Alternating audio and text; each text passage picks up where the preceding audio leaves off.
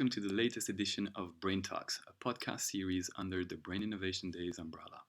Under the overreaching theme, Disruptive and Rewire, How Brain Innovation is Changing Europe, the Brain Innovation Days aims to bring together key opinion leaders and stakeholders from the ever-growing brain innovation ecosystem to create synergies and showcase the importance of brain innovation and how one project and innovation at a time it is changing Europe and the world.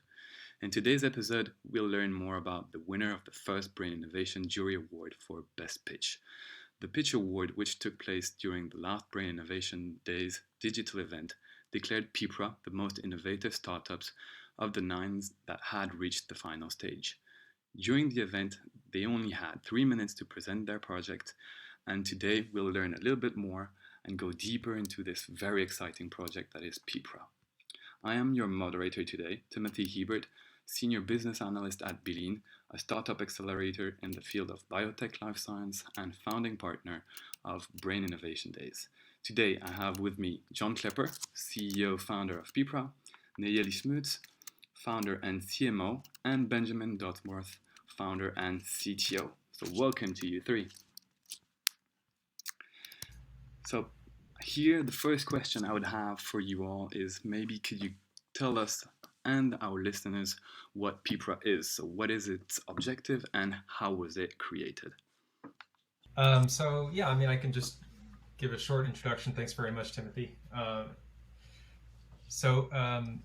Maybe just start with the journey, how it was created. So we started, it was actually born out of conversations with clinicians in hospitals.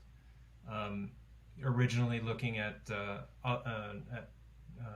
Alzheimer's disease, and kept hearing this topic come up of post-operative delirium, post-operative cognitive decline, and realized quite quickly that this was a big problem for hospitals, a huge cost, very terrible outcomes for patients, and a huge unmet need. So this was also presented an opportunity for us. So together with Nayeli and Ben, we decided to look into this further, and became very passionate about the topic, realized how much patients suffer through post-operative delirium, and that we could actually potentially do something about this. So we applied for some funding, and we were fortunate enough to win EIT Health European-wide competition, which gave us some investment to get started.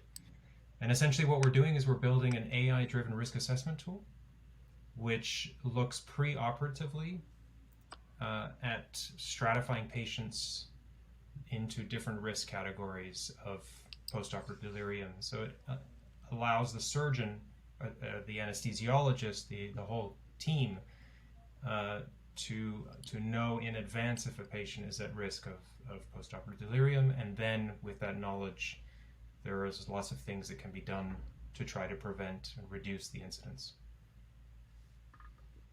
Okay, wow. So that's really interesting. Thank you for that, John. I'd have another question, I think, here. Could you maybe explain a little bit more what is the importance of post-operative delirium on the risk assessment tool in POD management? Sure. So post-operative delirium is the most common complication, post-operative complication in elderly patients. So that's really a huge healthcare problem. The incidence is between 10 and 90% depending on the operation. If you have a cardiac operation, you can have up to 80% of the patient developing post-operative delirium after the surgery. That's huge. And why it is important to do this risk assessment before the operation, it's because we don't have a treatment for post-operative delirium. So once you have the first symptom, it's there, and you can just treat the symptoms, but you don't treat the problem itself. But you can prevent it. So there is lots of evidence-based treatment. So that have to be done before the appearance of symptoms. So directly after surgery in the recovery room. Okay, and how is this analysis made? So do you have questionnaires that is given to all the patients before the operations? The tool you can get in 2 different versions. Either it's integrated into the hospital electronic healthcare system. And then a warning pops up if you have a high-risk patient. But of course, this is a very a market that is with many different players. So in the meantime, we also have a browser-based version. So the clinician inputs the data basically on a browser. There's just a select few variables, 9 variables that the clinician has to put in. It takes less than a minute, and then immediately they receive the result. Okay, and so they receive the results, and then the doctors are able to actually adapt their surgery based on those results. Yeah. Okay. Great. Thank you for that. And so based here on the state of play in hospitals today versus the new guidelines, how does PIPRA intend to play a role in this? Sure. So at the moment, the current state of play in the hospital is that we don't screen for postoperative delirium. We assess the patient. We know so the doctors know the risk factor and have a global idea if the patient is at risk or not. But we know it and we cannot really act on it because there is too many elderly patients and we cannot prevent delirium for all the patients. So when I said before that we could prevent it, there is a bundle of nurses intervention that could decrease the incidence of delirium. The problem is that it's quite cost time. You need quite a lot of time to do it. And the nurses have way too much work on the station to do it on every single patient. So that's why we would like to start to screen the patient before the surgery, so the nurses know exactly which patient they should target. Okay. And the medical guidelines based on those would be? The medical guidelines also mention that you should screen the patient before surgery. So it's written in all the medical guidelines in different countries, but we don't do it because we don't have a tool at the moment. Yeah. Okay, thank you. And so here I think you're talking about elderly. So what is the person and societal impact of post-operative delirium on elderly people? The personal impact of POD can be devastating. On one side, the patient and the family can develop a post-traumatic stress with long-term consequences like anxiety and things like that. And on the other side, it can lead to long-term cognitive dysfunctions, to increase mortality within 1 month, to increase nursing home admission. Yeah, it can be very devastating for a family.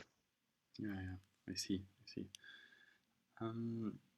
And here another question that I would have, it would be, how big is the economic impact of POD on providers and players?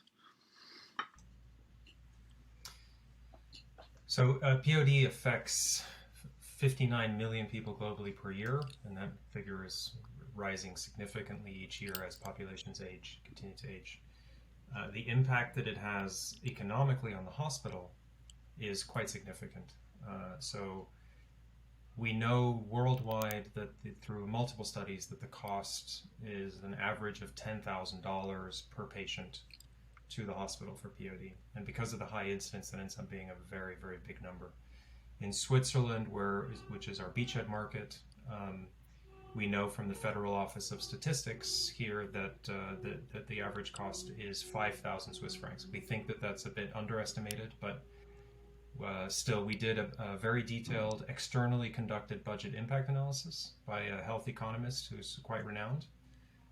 And he was able to determine that we could save a mid-sized public hospital in Switzerland 2.2 million Swiss francs, 2 million euros per year using our software. So the savings are quite substantial, the potential, and the costs associated with POD are very dramatic. Mm-hmm. Okay. Yeah, I was also seeing here on my research, but this was more based, I'd say, on the American market, that it's also very, very high cost that are represented. That there it is more than 150 billion. So I think you clearly have a great market here in Europe, I would say, but also outside of Europe, if you're heading towards the USA, for sure. For sure, yeah, and we're definitely interested in the U.S. market. We already have a little bit of traction there, speaking with a couple of the major, well-renowned hospitals. And I think one of the big issues there is also the liability insurance. So if you have a screening tool which gives some objectivity to the assessment versus what happens today, which is very much a subjective guess, then there's a right to be informed. The patient can be informed. The families, the relatives can be informed about the risks. There can be waivers signed that can help reduce the liability, and that can end up also saving a lot of money for hospitals, insurance companies, and the patient, of course. Yeah, the well-being of the patient, yeah, for sure. Just to add one thing, so the main cost to the hospital is actually increased length of stay. So the average length of stay increase is 2.9 days for a patient with POD. And that can go up to several weeks, months. There's even one case in a hospital here we heard of where a patient stayed over a year in hospital with post-operative delirium. Okay.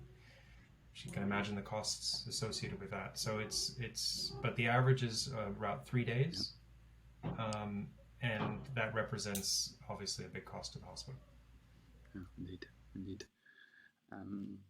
Okay, could you maybe explain here a little bit more about your journey? So from discovering a huge unmet need to an AI-driven solution. Sure. So we started really in the hospital. So discussions with clinicians. Originally, we were thinking about an Alzheimer's project, actually, and then we heard about this problem, post-operative delirium, and delirium in general. And we were intrigued by it because it seemed like it was an enormous scale, but an unmet need. And so the more we learned about it, the more we realized this needs to be solved. And the biggest impact is essentially just using the preventative measures that we know today, but are not used because they're ineffective if you spread them too wide, but use those effectively on the patients that need it. So we thought AI is the perfect application for this. All we need is data, which is not an easy task. And the reason why the data is difficult in this field is because you get delirium in different flavors. So the very obvious form of delirium is the hyperactive version. The patient is agitated, can be aggressive, rips out the tubes, or runs through the ward naked. You can't miss it. And those patients, they'll be marked in their electronic health record that they have delirium, but these are the minority. So the more common version of delirium is the so-called hypoactive version. And that's where the patient is passive, hard to engage, and doesn't complain about anything. So it's incredibly dangerous. You can get dehydration. The patient might be in pain, but just not saying. There's usually some hallucinations involved as well. So it's incredibly unpleasant. But because the patient is so passive, they are often not noticed, and then they're not marked in the electronic health records. So if we would use kind of normal data that you can find in a hospital, then we would be missing the most important patients.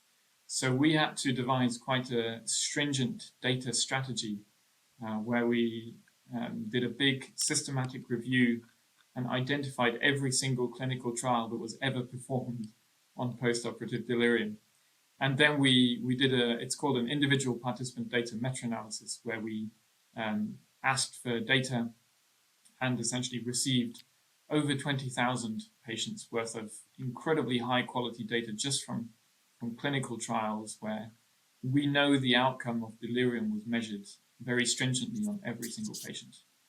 And that was extremely successful. We have a wonderful tool that is very, very good at predicting who is at high risk before they even have the surgery. Okay, wow, that's really, really interesting. And I think I'd have one more question. I'm hearing that you are now in the process of your next fundraising. Could you maybe share with our listeners what you'd be looking for, and how maybe in our listeners we might have some investors that would be interested in investing in PIPRA? Yeah, thanks, Timothy. So we raised 1.3 million euros as a pre-seed fund in late 2019, and that gave us a runway up until Q2, Q3 this year. And we're looking now, we just launched a week or two ago our seed round, where we're looking for 2 million euros for a 24-month runway, which will allow us to will be certified as a CE marked medical device. That's in May this year. We want to bring on board several hospitals. We're already talking to 7 hospitals about pilot projects starting in May. That includes 4 hospitals in Switzerland, 2 in the Netherlands, 1 in Germany so far, and we're bringing on about 1 new hospital per month in terms of interest in what we're doing and wanting to do pilots or to use our tool as soon as it's certified. So we think we've got really good traction, and we'd like to raise this capital in order to take advantage of this traction and also expand into other territories, as well as to add additional post-operative complications to what we're offering. So we'd be scaling not just vertically but also horizontally. There are plenty of different post-operative complications. We've chosen to start with post-operative delirium, which is the most prevalent, as Nayeli mentioned, but we know that there are several others that we can add and look into, like myocardial infarction, renal failure, post-operative cognitive decline. There's lots of different things that we would like to also be tackling to be able to provide more to the hospital and to the patient. Okay, great. Thank you very much. So I think that's just about it for the time we have today for today's discussion. So thank you very much, John, Nayeli, and Benjamin, for explaining in detail how PIPRA works and how it can have a major impact in the field. So for further information, please do visit our Brain Innovation Days website at braininnovationdays.eu, where we host not only these podcasts, but additional publications and material. To our listeners, keep following us on Twitter and LinkedIn to keep up to date with all the content of the Brain Innovation Days, and to make sure you don't miss out on the next episode, including the one of the winner of the Brain Innovation Days Public Award for Best Pitch. Thank you very much, and goodbye.